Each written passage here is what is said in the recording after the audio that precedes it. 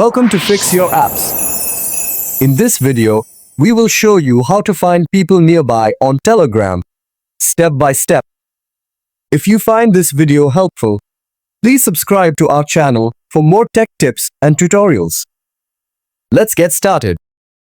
Step 1. First, pick up your Android device and open the Telegram app. Make sure you are logged into the correct account. Step 2.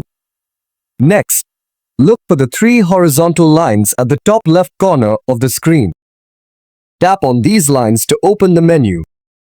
Step 3. From the drop-down menu, until you find the People Nearby option. Tap on it to proceed. Step 4. Finally, you will see the All People Nearby option on the screen. This will show you a list of Telegram users who are near your location. And that's it. You've successfully found people nearby on Telegram. Thanks for watching. Don't forget to like, share, and subscribe for more helpful videos.